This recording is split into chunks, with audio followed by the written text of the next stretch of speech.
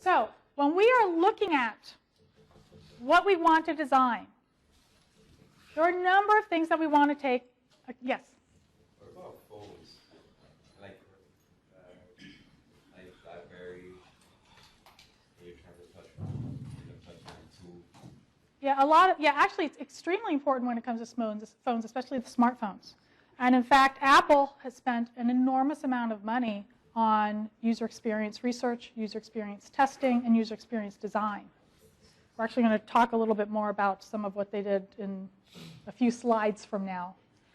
But what you actually find if you look at the major manufacturers of smartphones, they have entire teams that all they do is user experience. Now, where do you see the difference? Well, you can see the difference in terms of how popular the iPhone suddenly was when it came out, considered revolutionary. You can look at different sizes of devices. There's a phone that recently came out that is like basically the size of a small tablet. That people have said, yeah, I like the big screen, but they feel ridiculous holding this tablet up to their ear. Well, I'm sure they had user experience designers that said, well, you know, you got to give and take. What do users prefer? So it actually is used even more extensively, some would argue, when it comes to mobile devices than even when you're dealing with laptops or desktops. Yes? That was like Apple excuse to not make the screen bigger on the iPhone 5, supposedly that you can hold the phone and touch every side of the screen with your one thumb. With one thumb? Like the Samsung Galaxy or whatever that is big, it was like a slice. You have to slide your hand around? That's correct. They supposedly didn't make the screen bigger. They probably do have research that they did that supports that. I actually do know some people who have done some research in academia that have found that the majority of users, not all rather, the majority of users actually prefer, depending on what they're doing, to be able to navigate on their smartphones with one hand. But again, it depends on what they're doing. For other applications, they like using two hands.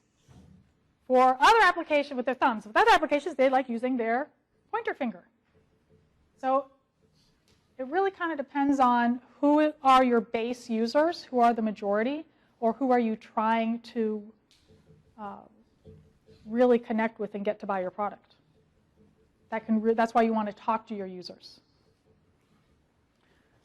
So you need to take into account, actually that fit very well in with what I was about to say, who the users are.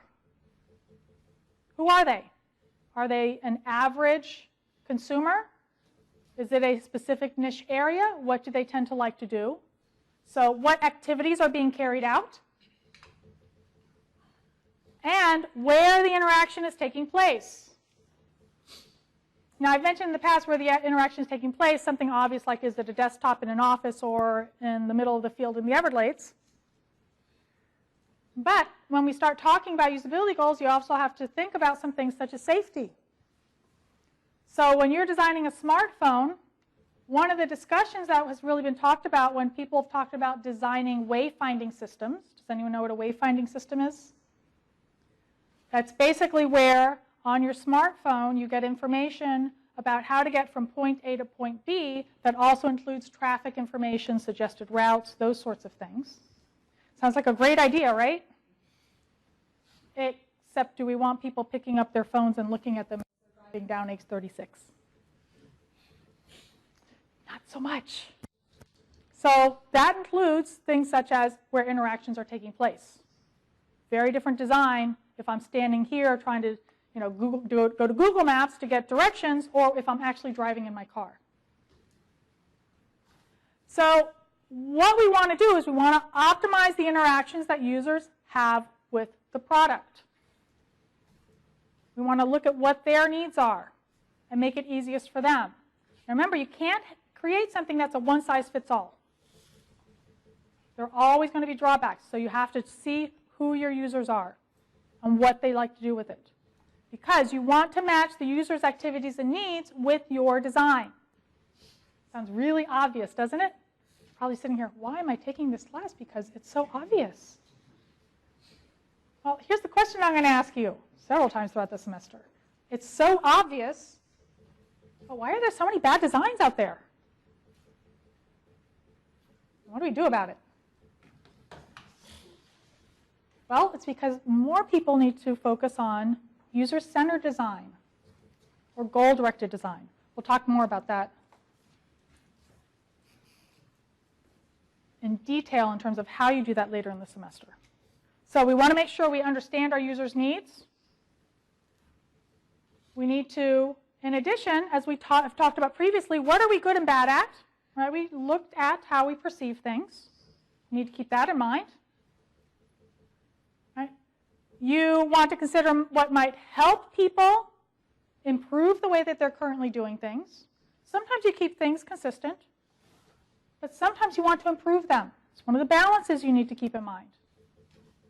You want to think through what is going to provide a good quality user experience when you are designing. What is your user going to enjoy? What is going to be helpful? To do that, you have to be able to listen to your users. Right? You need to get them involved. You need to actually talk to them. What a lot of companies do these days is they will look at